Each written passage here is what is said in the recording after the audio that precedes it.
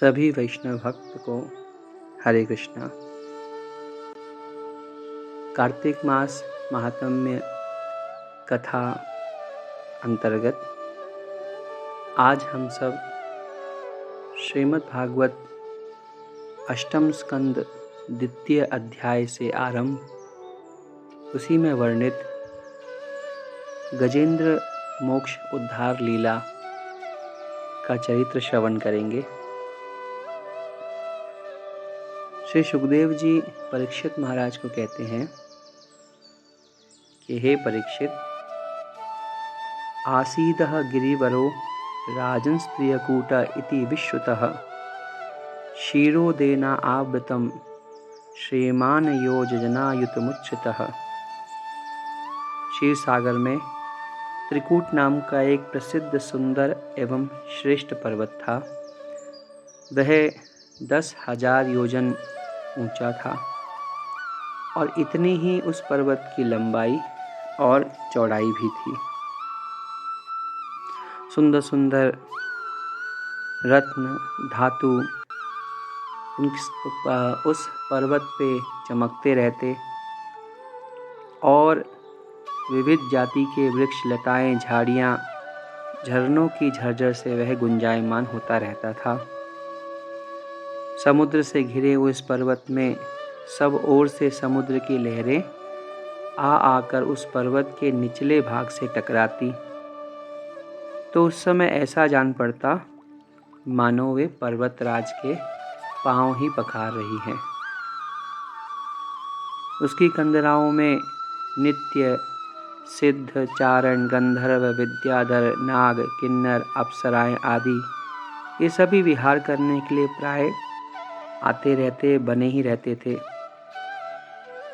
तो उस पर्वतराज त्रिकूट की तराई में, तराई मतलब पर्वत का निचला हिस्सा, उस त्रिकूट की तराई में भगवान के प्रेमी वरुण का उद्यान था और उस उद्यान बगीचे का नाम ऋतुमान था। वह ऋतुमान नाम का जो बगीचा था, जो त्रिकूट पर्वत की तलाई में था, उसमें सब ओर से दिव्य वृक्ष शोभायमान थे। सुंदर फल फूल से सदा सर्वदा लदे रहते थे। उस उद्यान में मंदार, परिजात, गुलाब, अशोक, चंपा, तरह तरह के आम, पयाल, कटहल, सुपारी, नारियल, खजूर, बिजौरा, महुआ, साखू, ताड़, तमाल, असन, अर्जुन, रीठा, गूलर, पाकर, बरगद, पलाश, चंदन, नीम, कचनार, साल, देव दारू, दाख, ईख, केला, जामुन, बेर, रुद्राक्ष, हरड़, आंवला, बेल, कैथ, नींबू और भिलावे, अनेक अनेक प्रकार के, यानी सब प्रकार के वृक्ष, सब प्रकार की औषधियाँ, सब प्रकार से फल और फूल वाले वृक्ष उस ऋतुमान नाम के उद्यान में रहते थे। उसके बीचों बीच एक सुंदर तालाब था जिसमें कई जलचर निवास करते थे। तो उस पर्वत के घोर जंगल में बहुत सी हथनियों के साथ एक गजेंद्र निवास करता था। गजेंद्र इसलिए कहा गया, गज का मतलब है हाथी और इंद्र का मतलब है शासक। जैसे सारे देवताओं में इंद्र श्रेष्ठ है, बलवान है, ऐसे ही वो उन हाथियों में, क्योंकि अकेला वह हाथी तो नहीं रहता था, और भी हाथी रहते थे। जितने भी उस तलाई में, उस ऋतुमान नाम के बगीचे में, जंगल में जो हाथी थे, उन सब में सबसे अधिक शक्तिशाली वह था। इसीलिए उन्हें गजेंद्र कहा गया, मानो वो हाथियों का राजा इंद्र के समान है। वह बड़े बड़े शक्तिशाली हाथियों का सरदार था, मालिक था। एक दिन वह उसी पर्वत पर अपनी हथनियों के साथ कांटे वाले कीचक, बांस, बेत और बड़ी बड़ी झाड़ियों के पेड़ों को रौंदता हुआ घूम रहा था। और घूमते घूमते जब वह आगे चलता, उसके पीछे पीछे उसी के परिवार के हाथियों के छोटे छोटे बच्चे दौड़ रहे थे बड़े बड़े हाथी और हथनियाँ भी उसे घेर कर चल रही थी, मानो किसी राजा की शोभा यात्रा में जैसे उसके सेवक, रानियाँ, उसके मंत्री इत्यादि राजा को घेर कर चलते हैं उसकी शोभा बढ़ाने के लिए, इसी प्रकार हाथी और हथनियाँ भी उस गजेंद्र को घेर कर चल रही थी। और यह सब देखकर मद के कारण उसके नेत्र विह्वल हो रहे थे। मद था संसार का, परिवार का, बल का, धन का, ऐश्वर्य का मद। वह सोचता था कि मैं कितना बलशाली हूँ, कितना भाग्यशाली हूँ, कितना प्रभावशाली हूँ, मेरे पास सब कुछ है। कदाचित यह भाव उस गजेंद्र के मन में भी रहा होगा। इसी कारण जो मद उत्पन्न हुआ उससे उसके नेत्र विह्वल हो रहे थे। बहुत जोर की धूप थी, इसीलिए वह व्याकुल हो गया और उसे तथा उसके साथियों को प्यास भी सताने लगी। उस समय दूर से ही कमल के पराग से सुवासित वायु की गंध सूंघकर, यानी वह जो ऋतुमान नाम का बगीचा था, उसमें जो तालाब था, उस तालाब में स्वर्ण सोने के आभा लिए हुए सुंदर कमल खिला करते थे और उन कमल की सुगंध उस हाथी के नासिका में गई और वो आकर्षित हुआ, उसकी सुगंध से चल पड़ा उसी ओर। वहाँ पहुंचकर उस सरोवर का जल अत्यंत निर्मल एवं अमृत के समान मधुर था। उसने देखा तो सुनहले यानी हल्के हल्के धूप के कारण कमल सुनहरे और अरुण लाल कमल की केसर से वह तालाब महक रहा था। तो गजेंद्र ने उसमें घुसकर अपनी सूंड से उठा कर जी भरकर पहले तो जल पिया और फिर उसी जल में स्नान करके अपनी थकान मिटा ली। जब जल में वह अपनी प्यास बुझा चुका, शरीर को ठंडक दे चुका था, शीतलता अनुभव, उसके मन में काम उत्पन्न हुआ। गजेंद्र गृहस्थ पुरुषों की भांति मोहग्रस्त होकर अपनी सूंड से जल की फुहारें छोड़ छोड़कर साथ की हथनियों और बच्चों को नहलाने लगा, जल क्रीड़ा करने लगा, खेलने लगा उसके साथ। उनके मुंह में अपनी सूंड डालकर जल पिलाने लगा। भगवान की माया से मोहित हुआ गजेंद्र उन्मत्त हो रहा था और आश्चर्य की बात नहीं कि उस बेचारे को इस बात का पता ही नहीं था कि मेरे सिर पर बहुत बड़ी विपत्ति मंडरा रही है। श्री शुकदेव जी परीक्षित महाराज को यह वृत्तांत सुनाते हुए कहते हैं, स्वपुष्करेणो उद्यत शीतकराम्बुभि निरपायन्न यन्सन्नपय अन्यथा ग्रही घृणीकरेणु कालभाश्च दुर्मदौ नाचष्टकच्छम कृपणो अजमाययाः। हे परीक्षित महाराज,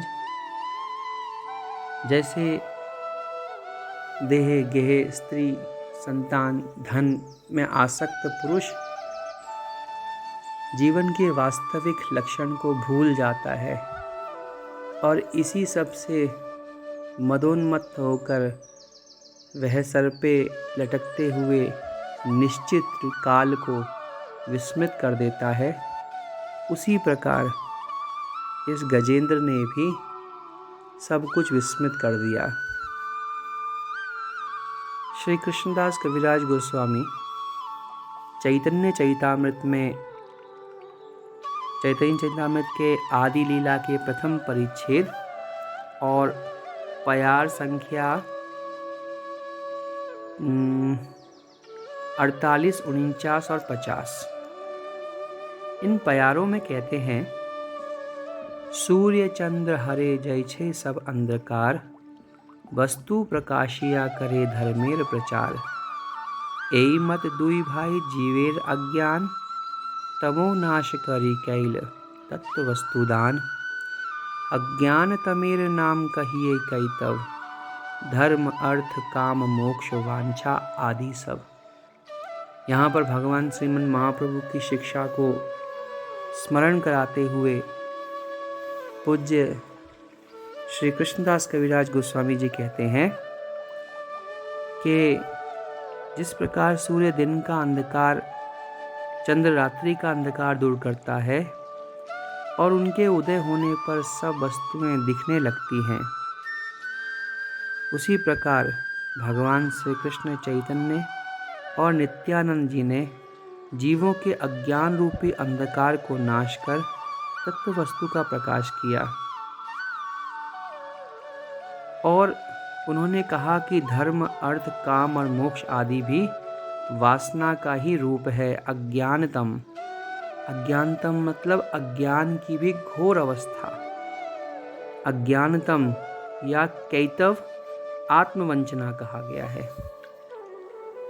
कैतव के विषय में इसी श्रीमद् भागवत में व्यास देव जी कहते हैं, पहला स्कंद पहला अध्याय दूसरा श्लोक, धर्म प्रोजित कैतवो अत्र परमो निर्मत्सराणाम सत्ताम, वेद्यम वास्तवमत्रम वस्तु शिवदम तापत्रयोन्मूलनम। श्रीमद्भागवते महामुनि कृते किं वा परेर ईश्वर, सद्यो हय उद्यरते अत्र कृतिभिः शुश्रूषुभिः तत्क्षणातः। यानी कि शुश्रूभिः ततस्तक्षणातः। सुनते ही श्रीमद्भागवत का श्लोक, आधा श्लोक, एक अक्षर सुनते ही तत्क्षणात मुक्ति हो जाती है। त्रितापों से तापत्रय उन्मूलनम, आदि दैविक आदि भौतिक आध्यात्मिक तापों से निवृत्ति हो जाती है। लेकिन किनकी होती है? धर्म प्रोजित कैतवोऽत्र, जो कैतव धर्म का पालन नहीं करते। और कैतव धर्म यहाँ कहा गया कि भगवान को छोड़कर बाकी सब कुछ कैतव यानी नकली है, झूठा है। गृहस्थ धर्म हो, वानप्रस्थी धर्म हो, वर्णाश्रम धर्म हो, ब्रह्मचारी धर्म हो, स्त्री धर्म हो, पुरुष धर्म हो, कोई भी धर्म यदि कहा जाए तो यदि वह भगवत भक्ति के बिना है तो वह सब कैतव है। जिस गृहस्थ के, जिस सन्यासी के, जिस वानप्रस्थी के, जिस ब्रह्मचारी के, जिस स्त्री के, जिस पुरुष के, जिस किसी भी जाति वर्ण के व्यक्ति के जीवन में अधोक्षज अच्युत भगवान श्री कृष्ण के नाम, उनकी भक्ति का स्थान नहीं है, जो भगवान के पवित्र नामों के प्रति उदासीन है, जानता ही नहीं और केवल अपना फ़र्ज, जिसे कहते हैं हम संसारी भाषा में, ये मेरा फ़र्ज है, वो फ़र्ज यानी अपना धर्म मानकर जो सांसारिक क्रियाकलापों में ही लिप्त है, वह सब कुछ कैतव है। क्योंकि संसार का धर्म हमें मद प्रदान करता है। हम सब मदोन्मत्त रहते हैं अपने भवन, धन, रूप, बल, कुल, यौवन पे, लेकिन हमें ये नहीं पता कि वह सब क्षण भंगुर है, कभी भी छीना जा सकता है और अनित्य है, हमेशा न था न रहेगा। तो प्रसन्नता किस कारण हम करें? यह विचार मदोन्मत्त एक गृहस्थ पुरुष यहाँ कहा गया। श्री व्यास देव जी ने कहा कि गजेंद्र गृहस्थ पुरुषों की भांति मोहग्रस्त हो गया। तो वाकई में जिस गृहस्थ में भगवान नाम नहीं है, जो किसी साधु गुरु के अनुगत नहीं है, वैष्णव के अनुगत नहीं है, जो भजन नहीं करता, जिनके जीवन में वैष्णव गुरु नहीं है, निगुरे हैं, वह चाहे कितना भी कुछ कर ले, उसका सब क्रियाकलाप केवल कैतव ही कहलाता है। यहाँ श्रीमद् भागवत में अष्टम स्कंद द्वितीय अध्याय में शुकदेव गोस्वामी कहते हैं, परीक्षित, जिस समय गजेंद्र इतना उन्मत्त हो रहा था, उसी समय माया प्रारब्ध की प्रेरणा से एक बलवान ग्राह ने क्रोध में भरकर उसका पैर पकड़ लिया। ग्राह मतलब मगरमच्छ। जिस जल में वो गजेंद्र खेल रहा था, अटखेलियाँ कर रहा था, काम क्रीड़ा कर रहा था, उस जल में एक मगरमच्छ था, उसे पसंद नहीं आया और उस मगरमच्छ ने उस महान बलशाली गजेंद्र का पैर पकड़ लिया। गजेंद्र को जब यह देखा, उसे अनुभव हुआ अकस्मात किसी ने मेरा पैर पकड़ लिया, तो गजेंद्र क्योंकि मदोन्मत्त था, उसने कोई चिंता नहीं की, भगवत स्मरण नहीं करा।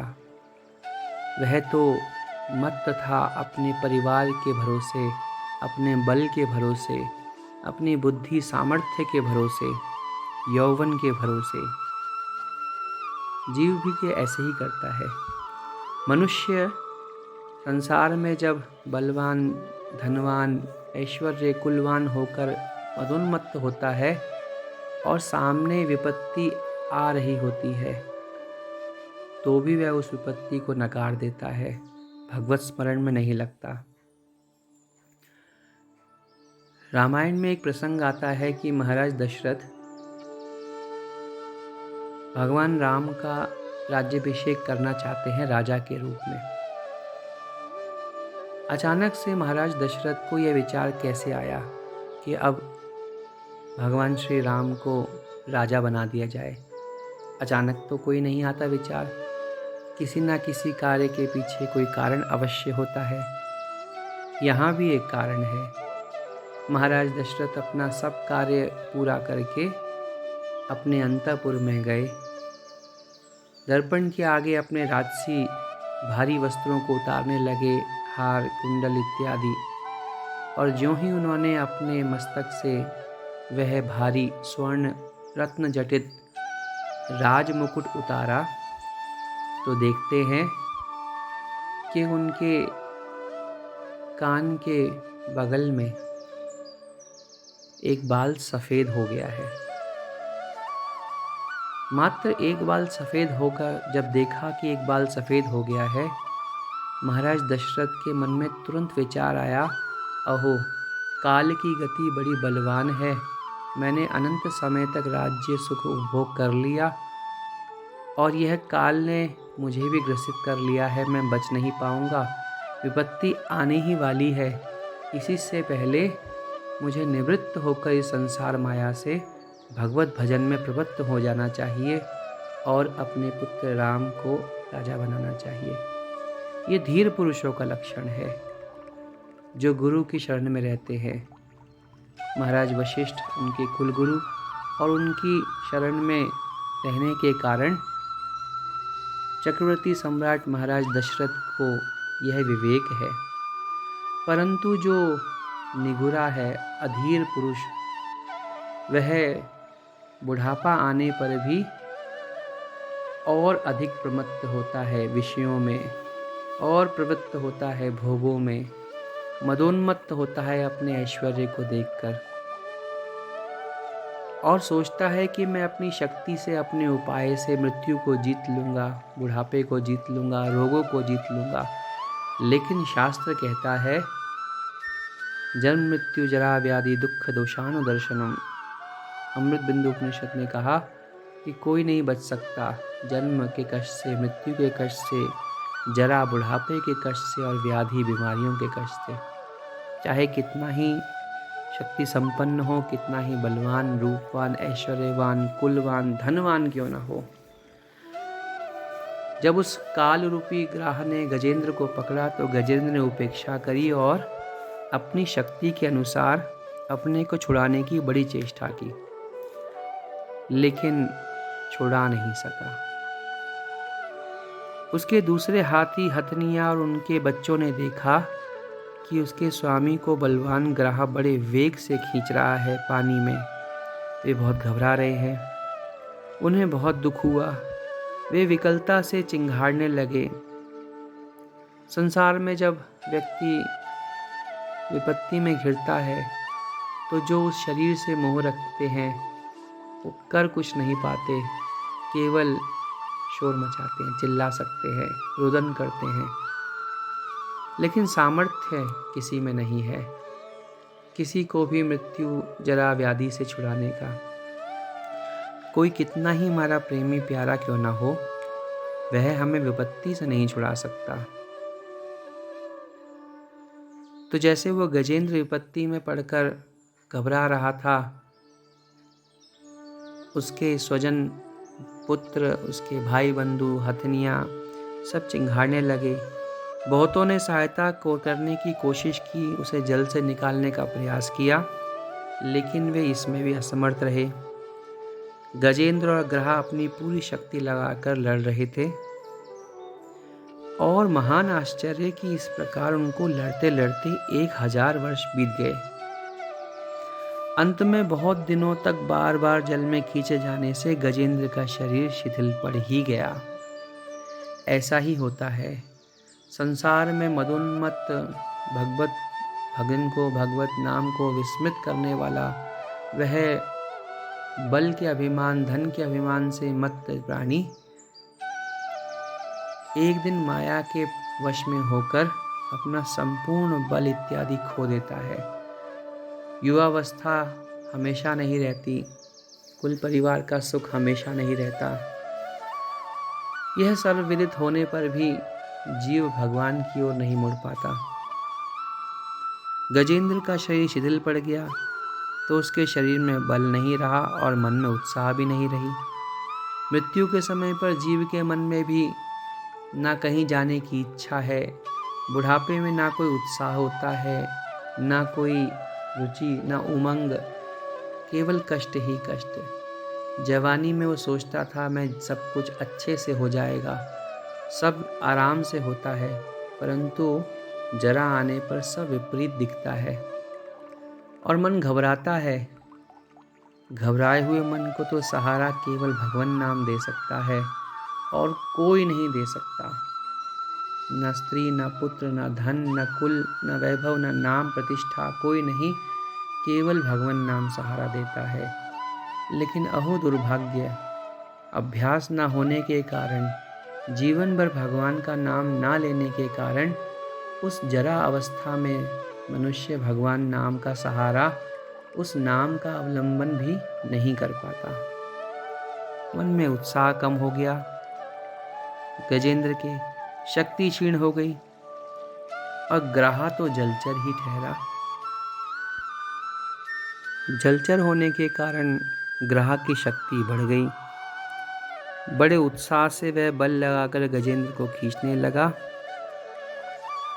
यहाँ पर परीक्षित महाराज से सुखदेव गोस्वामी कह रहे हैं, ततो गजेंद्रस्य मनो बलोजसाम कालेन दीर्घेण महान भूदव्ययः विकृष्णमाणस्य जले अवसीदतो विपर्यो अभूतम सकलम जलौकसः। आगे कहते हैं, इत्थम गजेंद्र स यदा अपा संकटः प्राणस्य देहि विवशो यदच्छयाः अपारयन्न आत्मविमोक्षणे चिरं दध्याविमां बुद्धिमथा अभ्यपद्यतः। श्लोक संख्या 31। यहाँ कहते हैं, इस प्रकार देहाभिमानी गजेंद्र अकस्मात प्राण संकट में पड़ गया और अपने को छुड़ाने में सर्वथा असमर्थ हो गया। और ऐसी असमर्थ अवस्था में किसी जन्म का कोई प्रारब्ध सुकृत्य उसके सामने आया, जागृत हो गया और उसे स्मृति हो गई और उसने बहुत देर तक अपने छुटकारे का उपाय पर विचार किया और अंत निश्चय पर पहुंचा, यह ग्राह तो विधाता की फांसी ही है। मैं इसमें फंसकर आतुर हो रहा हूँ।